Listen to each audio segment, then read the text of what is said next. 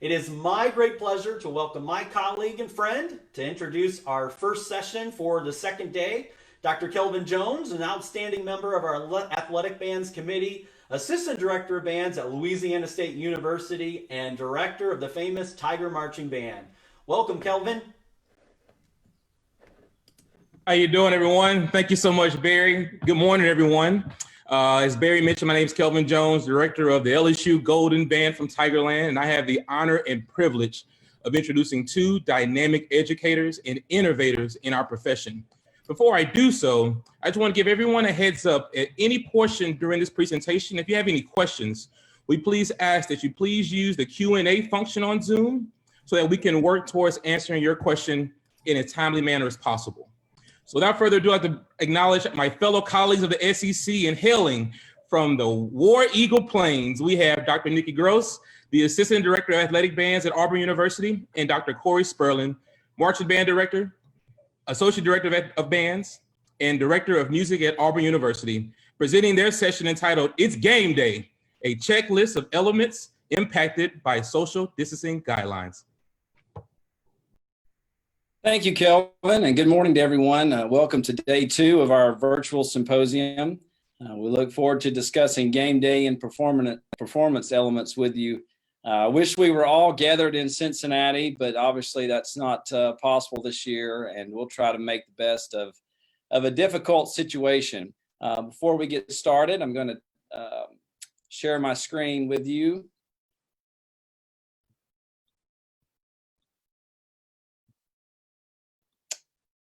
And I would like to take a moment to share a social media post that I received, and I'm pretty confident that maybe you've read this one at some point, and I hope that interjecting a little humor into the discussion is okay.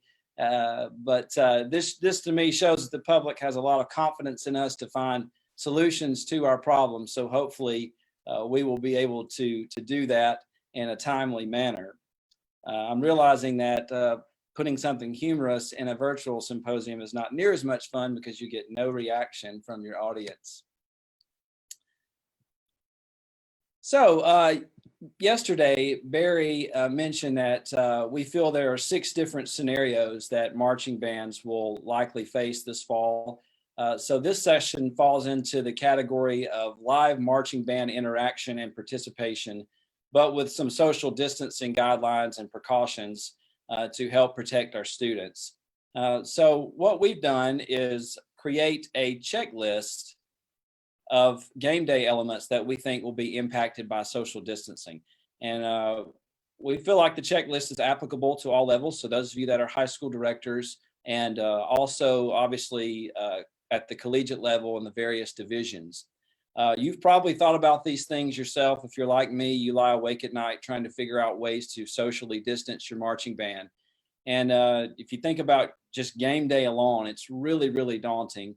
There are just so many different moving parts and so many different elements that we have to deal with. We started at the point that our students put on a uniform and basically worked our way through the rest of game day, trying to target each situation, each scenario that we deal with, and figure out how to keep our students safe in the process. I'm really, really confident that there are things that we have left out, even though we put a lot of thought into it. So please use the Q&A to add to our list and ask questions, and we will try to address those as they come up. We want this to be as interactive and basically a big brainstorming session for all of our colleagues related to game day. Here's my take. If they're playing football on the field, we want to try to find a safe way for our students to be involved. I think they're counting on us to do our very best to make that happen for them. And hopefully we will be able to do that.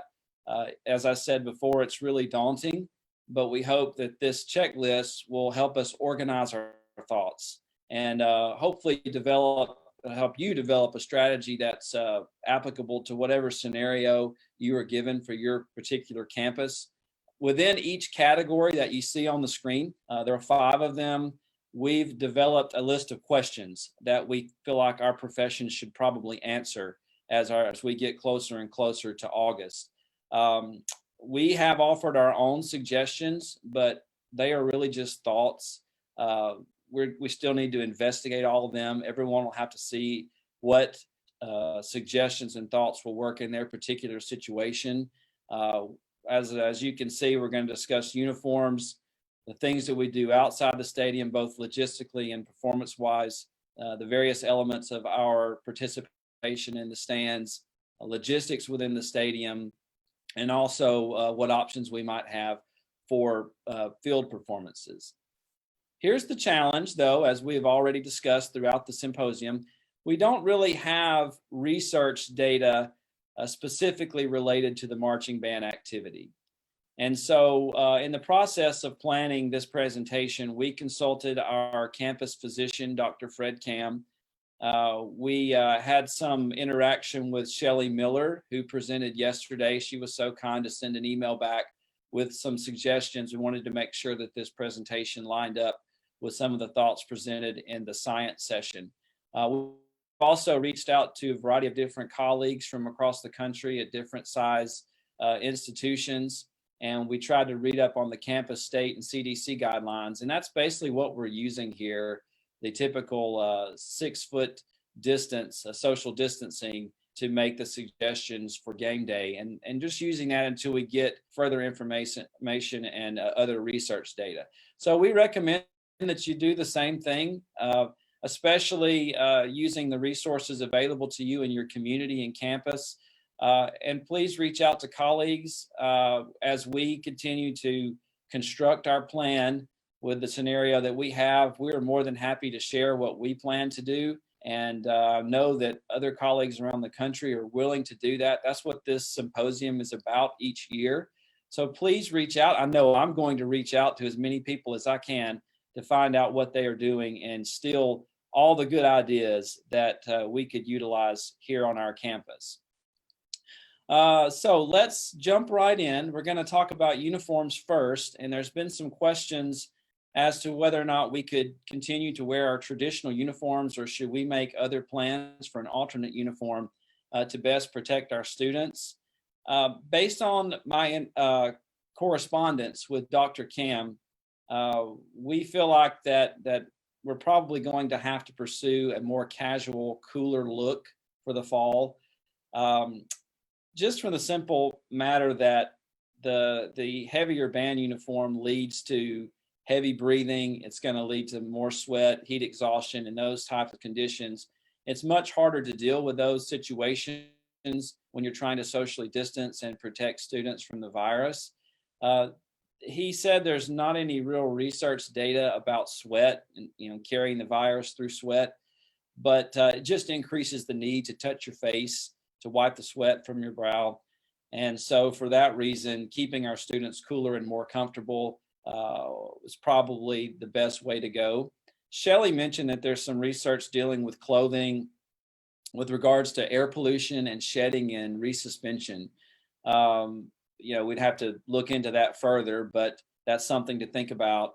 And Dr. Cam mentioned it's just easier to wipe your skin with sanitizer than to try to clean some type of fabric from a long uniform.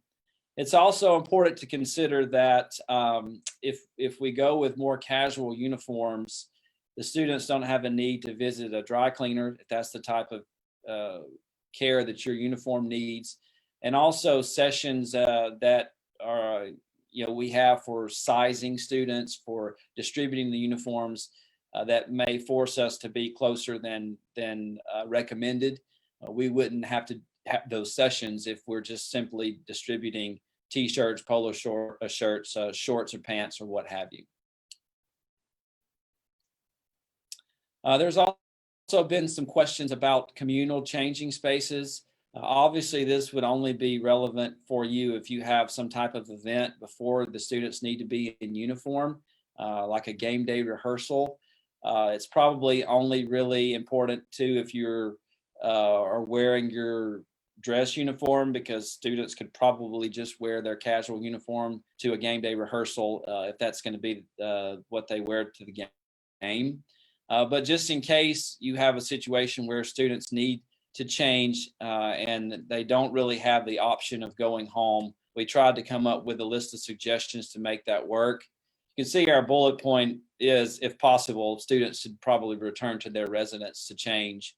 But if not possible, perhaps you can put down the 6 foot distant markings that you see in most stores when you go in. This will help determine the capacity of the room, how you can space out the students in that environment. And then using some type of staff monitor to control the flow in the room, in and out, the capacity of the room, and the social distancing in the space. Also, obviously requiring students to wear masks, since this is an indoor gathering of people. And then it's going to take more time because you can't have as many people in the room at one moment. So you'll have to consider that when creating the itinerary. And we ask about leaving personal belongings throughout the course of game day, garment bags and cases and other things. And Dr. Cam mentioned that that's probably okay if the materials are not handled by other individuals. And that's really, I mean, some of that might seem like common sense, but that's really all that we could figure out to hopefully make a communal changing space work if that is something that you need for your particular situation. We're going to move on to logistics outside of the stadium, and I'm going to turn things over to my colleague, Dr. Nikki Gross, to talk to you a little bit about feeding the band, meal distribution, and everything that's involved with that. Dr. Gross? Good morning to everyone. When we were considering what to present on feeding the band, we're really thinking about 2 elements here. We're thinking about the space element so we can maintain proper social distancing. And this is really kind of my term that I've come up with. I think of the touch factor, how to minimize how many people are touching that box meal before it's passed off to the students, just to try to minimize the amount of contact. So let's talk about space first. When you're considering how you and what your procedures, what your typical procedures are for distributing a game day meal, it will matter whether you distribute inside or outside. And that is completely tied to what's happening prior to the meal being distributed. For us, we go from rehearsal to the meal, the students disperse, and then they're on their way for the other game day events. So we're outside. But I do know that there are programs that distribute inside, and there are pros and cons to both. If you're distributing outside, of course, you just want to make sure that you have good spacing, probably more than 6 feet in between the stacks of boxes. Also, one thing that if you don't do this already, which is pretty, commonsensical in terms of having your caterer very clearly label what the different choices are in each of those boxes. We probably already do that, but if not, that's something you may want to consider adding to your procedure. That is, if it's not all the same meat in the box, so on and so forth. So making sure that everything is clearly labeled, and if you're outside, hopefully you have enough room to spread that out, have multiple lines, and then just making sure, monitoring the students to make sure they don't get closer than 6 feet to one another as they're going through those lines. Suffice it to say, the instructions to the students would be very important, letting them know that once they touch a box, that is their meal. They need to decide what they're having. This is not the time for them to take a box, open it up, see that the Doritos are not in that box, and that's actually what they want. So they go searching another box for the chips that they want. Okay. If you're inside, you of course need to look at the space consideration as well. And if you don't feel that you have enough space, or if spacing out and spacing the students out 6 feet distance with a very large group is going to take an immense amount of time and have to add that time into your itinerary, then you may want to consider an outside meal distribution. Of course, outside is great until it rains. So keeping in mind and keeping an eye looking towards the weekend's weather to know whether it's going to be a disastrous proposition to have to do a meal outside or not. And then making plans accordingly. And, that may mean that you rent a tent. And if you're renting additional tents and outside coverings, what does that do for your budget? So just all of those considerations in terms of space for distributing that meal. Now, as far as the touch factor is concerned, I've kind of already spoken to this a little bit, but box meals are probably the way to go. It's the way that we typically go in our program. If you are typically doing a buffet or some type of potluck style or a family meal style, you will want to consider how many times a utensil is touched by the next person in line and the next person in line, and really give some thought to, is that the safest method to distribute the meal to the band? One option for anyone, or for all of us, or maybe not for all of us, but for some of us, may be to just send them back to their residence for a meal. Again, if that is the safest way to distribute a meal to them in your particular situation, then the time that it's going to take to do that will have to be added into your itinerary. The next aspect of outside the stadium that we're going to discuss this morning is reviewing procedures for how equipment is transported to the stadium. Whether you're transporting that equipment on the day of the game or the day before the game, I think we're all going to have some equipment that needs to go over. If you're in a situation where you have all of the storage capacity that you need at a particular stadium, that's fantastic. However, I don't think a lot of us are in that particular situation. So when thinking about the essential equipment, you may want to think about, what are the essentials? Do we need to really turn this show backfield so we have to add 3 additional ladders that go over to the stadium on game day? Or is it as effective just to keep the drill turned towards the front sideline, so the minimum number of ladders that we take are 3? That is a consideration when you're thinking about all of like ladders and equipment and PA systems and et cetera. But then we also have to think about the transport of instruments, the transport of the front ensemble, the transport of the battery, the transport of wind instruments, and battery and wind instruments transporting over for our colleagues who do not have on-campus stadiums. All of that equipment has to go over somehow, some way. So it seems logical, in order to eliminate the number of people that are touching the equipment and perhaps shedding and having a contact there, is to assign the people that are moving large equipment, front ensemble specifically is what I have in my mind right now, and to make sure that those are the only people that move that equipment if possible. Minimizing the number of band parents or equipment crew that we utilize in moving equipment from one place to another. So assign and label is something that we have on our list to look at when we're looking at our own procedures. Also, making sure that we have proper sanitizing solutions and that we're having label instruments and sanitizing those instruments, as well as sanitizing the steering wheels or the inside of the cab of the truck, if there's a truck involved, to make sure that we're kind of cutting down on anything residual that's left behind. A colleague of mine, as we were discussing this last week, really brought up a good point in terms of equipment. Sometimes our auxiliary equipment goes over on our gators and our trucks and so on and so forth. And all of those flag changes are in bags, or they're carried in hand from point A to point B, or we have additional auxiliary members or alternates in the band who place that equipment on the field.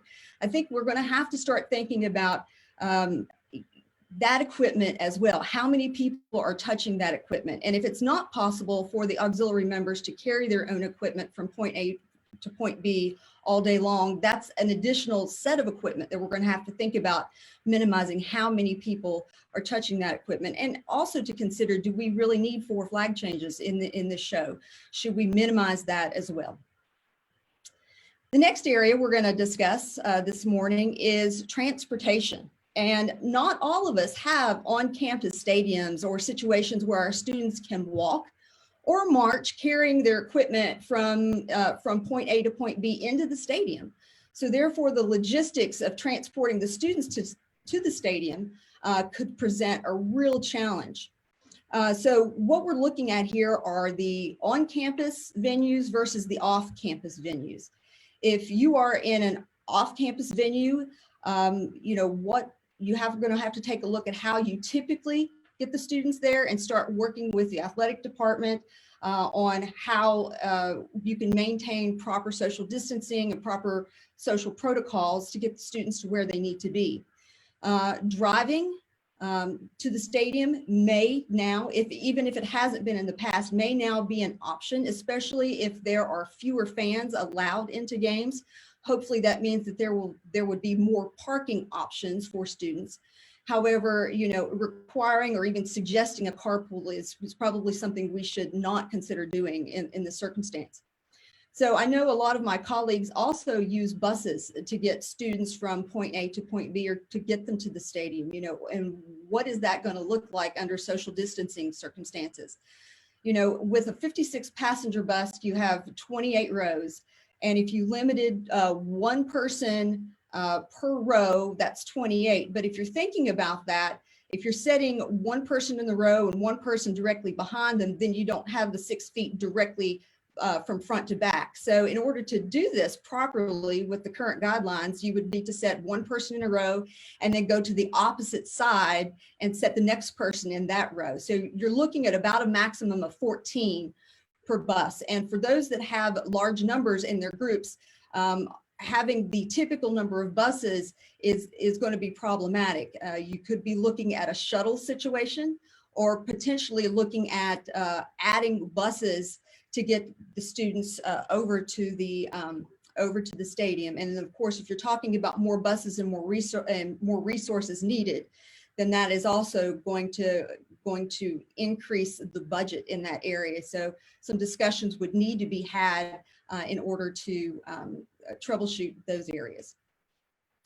One of the last events that we're going to discuss this morning that happened outside the stadium for a number of us are the pregame pep rallies and parades. And Corey is going to talk about that aspect of game day. Yeah, before I move on, I want to address questions that have been posed for the discussion so far. There was one question, are you going to consider headwear for alternative uniform? What about gloves? And we've discussed this a little bit. We probably would not include headwear because it just traps heat and causes more sweating and whatnot, which kind of defeats the point of trying to be cooler. But some colleagues with the casual uniforms that they've proposed have included baseball caps, even though their band may not normally wear baseball caps. Obviously, here it's about keeping the sun off the face. We typically don't have our shakos on in the stands or anything anyway. So that's not really something that our students are used to, but others may pursue that. And then as far as gloves, we normally like to wear gloves to protect our instruments. We provide brass instruments to the whole band, and it kind of helps, maintain their look a little bit longer. But for this year, probably not going to wear cloth gloves. According to Dr. Cam's advice, it's a little bit easier to continue to apply hand sanitizer throughout a day than to worry about changing out gloves, which was what you'd have to do constantly to help protect the students. So it's not likely that would be part of our casual uniform. There's a question, I wonder about the comparative viability of the virus on smooth surfaces versus fabric, vinyl garment bags and whatnot. I'm not really, I don't really have the information to answer that intelligently. I've been told that it is less of a factor on cloth than it is on plastics, that plastics and whatnot are more of a concern there. But that is definitely something that we'd have to look into a little bit further in order to answer that intelligently. And then there's a question about those who are the students going through the food line and all wearing masks and those distributing food.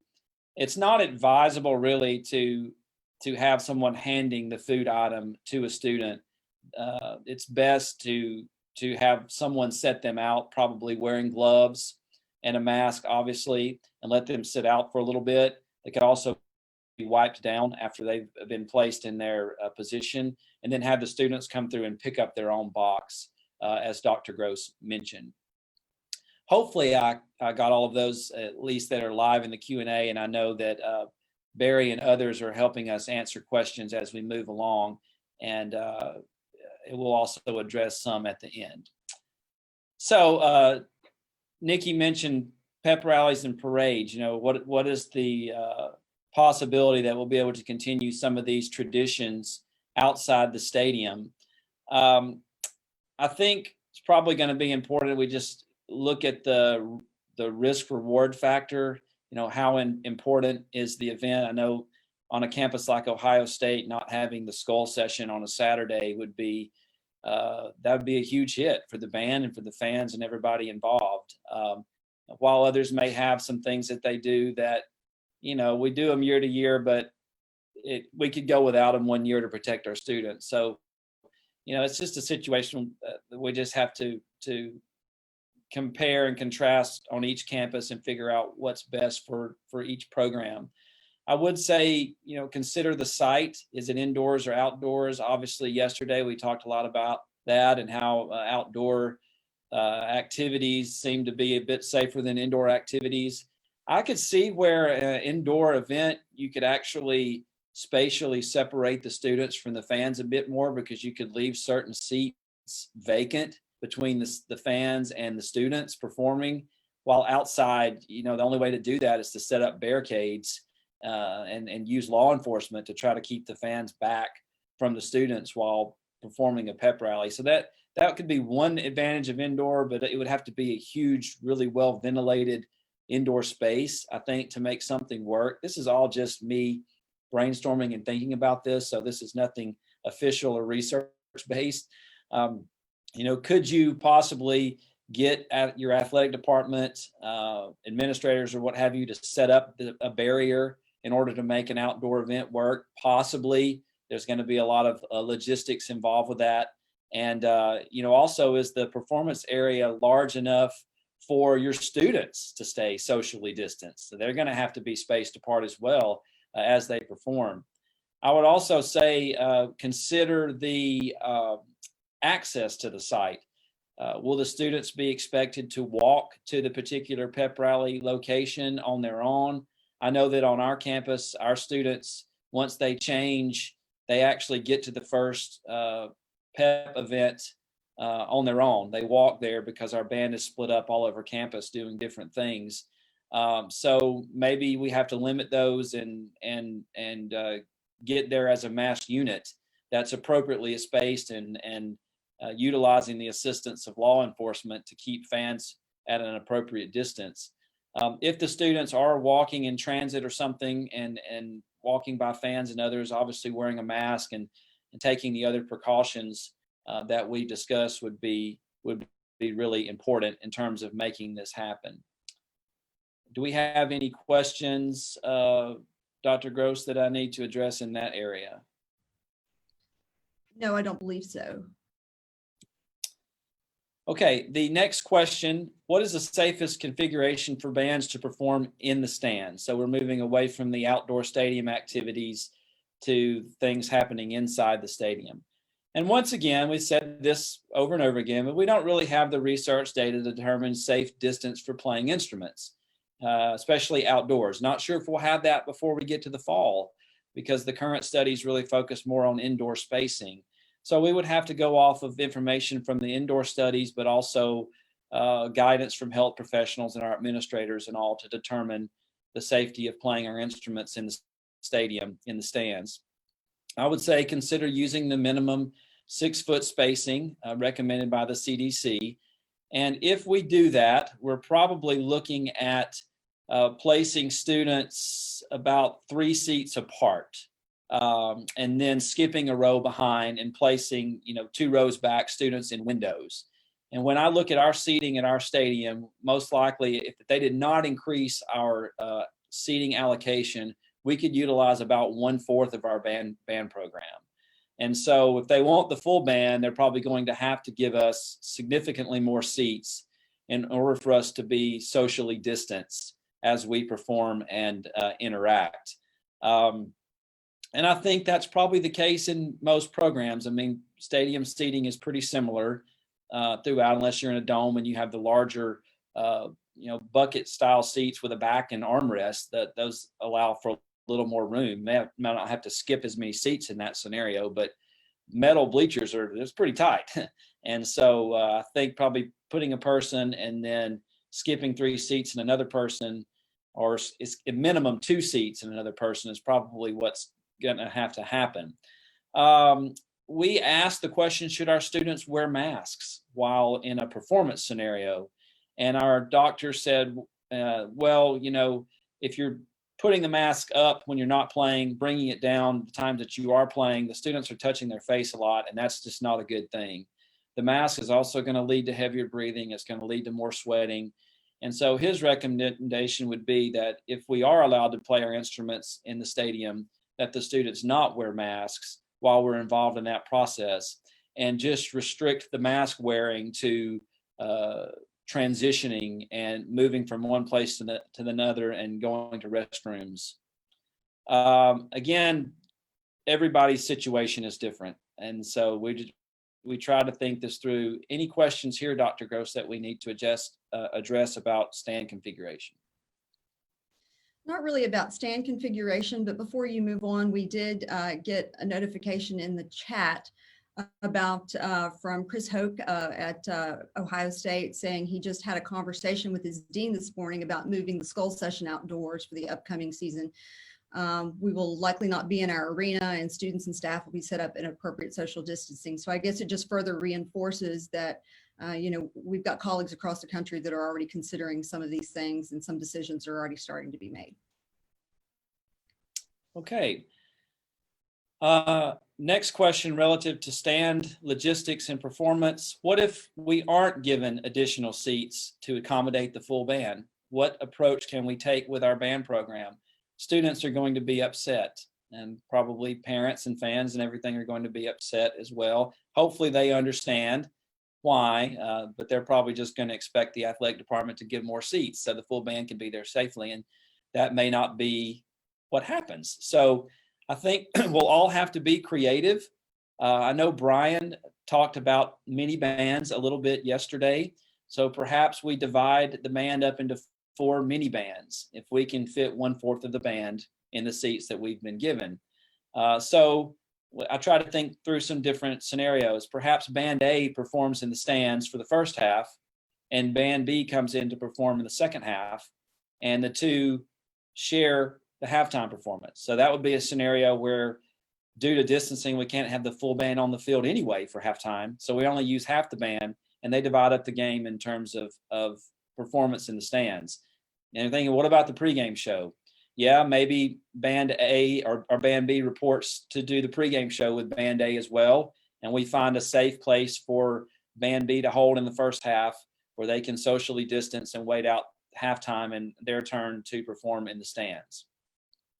What if we have a situation where the full band can be on the field? We figured that out, but we still don't have the stand allotment that we need, seating allotment for the full band to perform in the stands. So perhaps the band meets for the pregame show. Everyone's there for that. We continue to have 1/4 of the band, band A in this situation, perform for the first half. In this scenario, we'd have to find a safe space for the rest of the band to hold after pregame until halftime. For us, we could probably make that happen. Our baseball stadium is adjacent to our football stadium.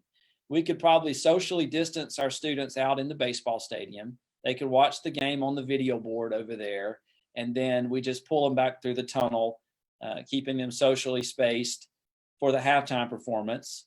Swap out the next 1/4 of the band for the second half, and the others can go home and watch the game on TV after halftime. Again, every situation is different, but if that was the hand we were dealt, we might possibly try to manage it with that strategy. Dr. Gross, any questions about this scenario? Not at the moment. I think everything has been asked and answered. Great. The next area of discussion is water distribution. And almost all of us have to hydrate the band in the stadium at some point. And so we tried to think this through, and Dr. Gross is going to talk to you a little bit about this. Yes, as Corey was saying, the issue of hydration is a major element. As we all know, for the optimum health and performance of our students. However, distributing water on game day can be one of the more challenging obstacles that we all face. As I've been thinking about this, we presented Dr. Cam, our university physician, with a few different scenarios on how we could go about this. And he weighed in on what he felt like was the best option for us.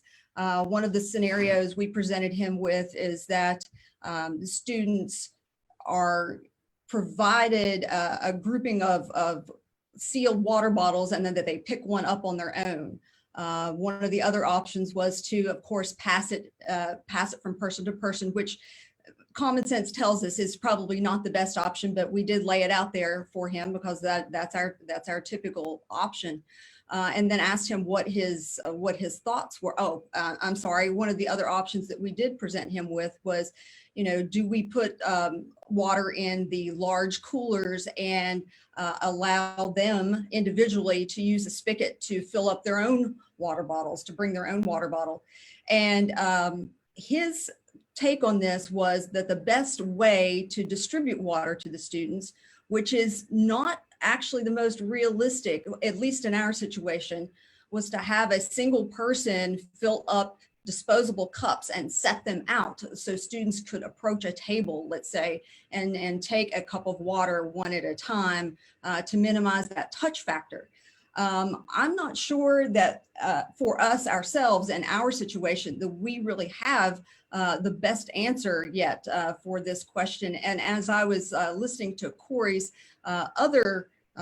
his presentation just a few moments ago, I could see that there were some questions coming in on the Q&A about this very thing, and that Barry was taking an opportunity to help us answer those. But it seems as though that we all have some of these questions on what is the best solution to distributing water. One of course of the safest means of making sure the students have water is asking them to bring it themselves. However, we're all going to be faced with a situation where they bring 1 or 2 bottles of water. Let's say that they can do that. That gets passed and is allowed into the stadium. But 1 or 2 bottles of water is probably not going to be sufficient throughout the entirety of a game day. So how do we get them water? So we would be very open to other suggestions in this area.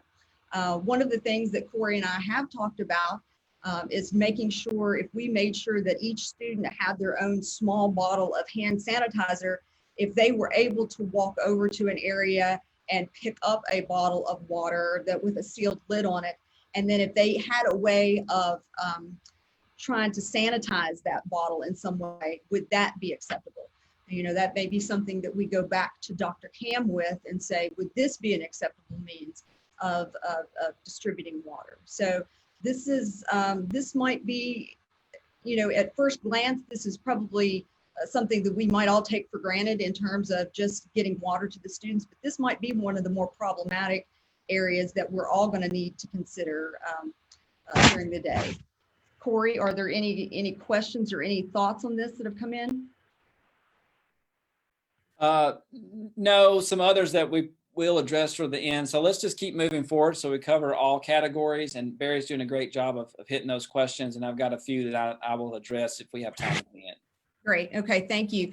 The next area that we're going to discuss this morning is one of the other really challenging logistics of game day, and that's how are we going to stage the band before the pregame show, before the halftime show? This is really about field access, and this is about space on the sidelines. When you consider all of the game day officials and staff and teams that occupy that space, and there's different amounts of space at different stadiums. So let's start with the field access part first. I know, at least in our situation, we have one primary means of accessing our stadium seating to get to the field. There is one staircase, and in normal circumstances, we go 2 people at a time up that staircase and down the staircase as quickly as we can. But under social distance protocols, that is going to have to be adjusted. How long will it take to get the students down onto the field, keeping them at least 6 feet apart and then when do we start that process? Depending upon how long it's going to take, how many students are in the stands that we need to bring down. Also, we are, at this point, we're assuming that we have fans in the stands, but it's a smaller crowd or a limited crowd. So this means field access points may open up for all of us. There may be access points that we typically don't use that you would be able to use at that point, but it could be in the opposite corner. So with this, time is going to be a big issue. Something that we have discussed here for ourselves and that we're going to put out as a possible solution or suggestion to this is that you may have to bring half the band down starting the second quarter, which is going to impact the presentation that you're giving in the stands. Or on the flip side of this, you wait and bring either half the band or most of the band down right at the beginning of halftime. Neither are ideal scenarios, but in order to participate and to be flexible, we're going to have to be flexible and maybe even creative in the way we think of these solutions to this. So let's go to the space factor at this point in time, talking about the people that are typically down. If you think about the college situation and the high school situation, on the sidelines, you typically have cheerleaders, dance teams, event staff, TV crews, coaches, your team, other officials, so you have to consider the space that they occupy and the space that you're going to need in order to have 6 feet in between all of those people and your students. Is there any extra room in the back of the end zone? Is there any room anywhere that is not a covered area? You can see on the slide that, when we're talking about using covered spaces, tunnels, concourses for holding before those performances, that could also be problematic because of the airflow situation. Normally those areas are also have some kind of space restriction on them as well. So it's going to be a real challenge to figure out where we're going to preset all of our students for health and safety. We would probably also have our students wear a mask from stand to the field until the time that they take the field for the show. The last point that we're going to talk about within the stadium, before I hand this back over to Corey, are the individual student needs within the stadium. Again, earlier in the presentation when Corey was speaking, I was kind of watching the Q&As and watching some of the chat and see that some of you all are having the same thoughts that we are with this. First of all, what is going to be the restroom situation for our students?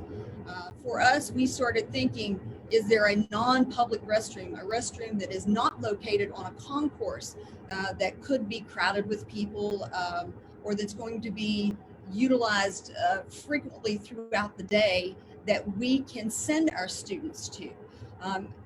Who uses that restroom? Is the cheerleaders, the officials, how many people are using that restroom?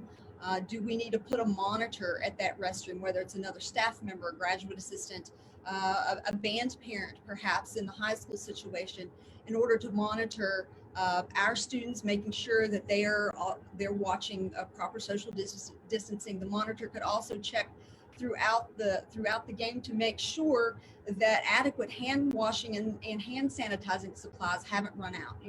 So somebody could be alerted to that situation. So thinking about that, advising students to wear a mask anytime they're traveling inside the stadium, especially going to the restroom, stressing the importance of proper hand sanitization, especially whenever you're involved in high touch situations.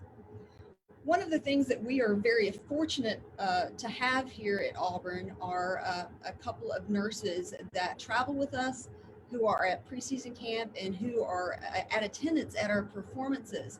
And we would advocate and really suggest that you advocate for your program having some kind of medical staff with you. Now, our nurses are volunteers.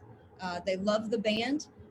They're Auburn through and through, and they just like being here to help the students.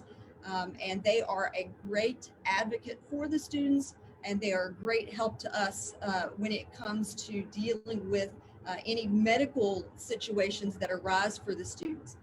Given the situation where we could also all be facing some type of health check, either at rehearsals or especially on game days, I could see where having a couple of health officials, nurses, doctors, nurse practitioners, someone who is a parent of a student in your program could really help out with that. Not only are they knowledgeable on the medical side of things, but they also have the best interest of the students in mind. And just knowing that you have somebody to go to, even if it's something simple, a student has a headache and they need some medicine, having somebody that knows how to take the proper protocols, especially this day and time, and can put on the proper protective equipment, even just to hand over a couple of Tylenol to a student, could be a real asset to you at this time. The other in-stadium event that we could all face, but we all hope that we don't face, would be severe weather. So I'm going to turn the presentation back over to Corey at this time and let him talk about severe weather plans, and then about the other aspects, which is the on-the-field performance. Thank you, Dr. Gross. We're running a little short on time, so I'll move a little quicker through our final points and at least share the things that we're thinking about.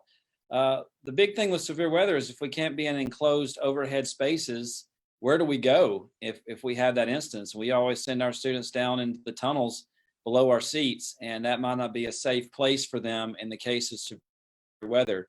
So my best suggestion is, can you find a building close to your stadium that is properly ventilated, really open, where the students can distance themselves, wear masks, and be protected from the weather, and reserve that space for game day just in case. And the other thing would be, we'd have to go ahead and move to that location as soon as the prediction is made. It seems likely that the severe weather will come, and not wait for that to come to fruition in order to do that. And obviously wearing masks in transit and everything would be important.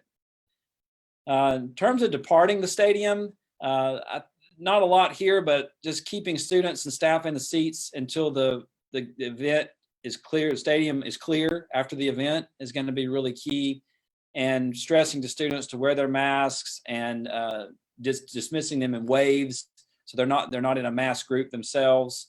All of that's going to be important. Probably parading away from a stadium and things like that may be something that we need to not do in this particular season, and certainly waiting until everyone is cleared out before we try to depart. So just finishing up real quick with actual field performances. I know I've done sessions in the past on drill, and I've written some stuff on marching drill, and so maybe you're thinking I was going to show some drill charts socially distanced, but just don't have enough parameters and information to chart anything out yet for what we would need to do. So I do have some thoughts, and we've heard yesterday, be 3 steps apart, be 4 steps, be 5 steps, be 10 steps. There's lots of different things right now, but we need to be at least 4 steps to be 6 feet apart. And so if you think about doing that, they might limit how many people could be on the field, maybe not, depending on your situation. Once we get more data, we might find that we have to be further apart than 4-step spacing. We're probably going to have to consider using movement patterns that don't change spacing, because yes, you can put them at 4 steps on a chart, but it's the movement from set to set where we have to be concerned, and they still can't be any closer than 4 steps moving from one set to the next. So a lot of floats and adjusted interval stuff is probably not going to work well for that scenario. We're looking at more mass movement, follow the leader, expanding and contracting where we don't contract less than 4 steps apart, having students march curved paths that keep them 4 steps apart. And that's all just in the design. Then we have to depend on the students to execute their drill so that they don't end up too close to each other during rehearsal and performance. I'll be happy to share more information as we get better parameters for what we can and can't do on the field. And I'll help any way that I can and post things through CBDNA. And if you just want to contact me for that, hopefully it can be helpful. And just finally, if we are limited in terms of our visual product, we can't march like we typically do. What are some things that we can incorporate to be entertaining and produce a good product? I would say, incorporating stationary choreography, dance, and instrument movement. If you don't already do a lot of that, that might be something that finds its way into your program during these times. Staging auxiliary units will be as important as it's ever been because they can add a lot of visual appeal when there's less movement on the field. Incorporating some guest artists, throwing them up on the video board for those that have boards, that could be a way to add some appeal. And certainly utilizing your video board, pre-producing video board content that you can include in your show while the band is standing still and playing could be an option for you as well. And then just trying to get more control over what is shown on the board during your show, because that's going to become an integral part of the overall entertainment, especially in our larger stadiums. Props are going to be a concern, probably only going to be able to utilize those things that one band member can handle, and they're solely responsible for that and no one else ever touches it. But it could be an option if in order to increase the entertainment value, if we do not have other things available. We're a little over time. I do want to show the colleagues around the country that helped us out. Certainly our thanks to them. Adam Kell sent us a whole document that the University of Hawaii that they've already created for their game day. And that was really, really helpful. And thanks to all of our colleagues around the country that contributed. And we'll feel free to email us or contact us if we have anything else that you would like for us to discuss. All right. Well, thank you, Dr. Spurlin, Dr. Gross. This was fantastic information once again. And we knew you guys were going to knock it out of the park. So thank you for all of your research and collaborating with our colleagues throughout the country to provide this information that I think is extremely applicable, again, not just at the college level, but certainly at the high school level as well. There are a lot of things, if we're not thinking about these items at this point, what Corey and Nikki shared with us, I'm sure the minds are starting to spin, and that's a good thing. We need to. But again, know that you're not in this alone. There's a lot of great resources along the way. So again, tremendous job. Thank you again, Corey and Nikki. And Barry, I will say we're going to plan to do something during happy hour, since we didn't really get to leave time for questions there at the end. We'll plan to set up a Zoom during happy hour to discuss. Fantastic. I know a lot of people are going to want to participate in that. So thank you again. All right, folks, we're going to take a little bit of a break here, and then we're going to come back with a little bit different session that we've had so far. We're going to have David Starnes and Robert W. Smith. They're going to be talking about an initiative called Together as One.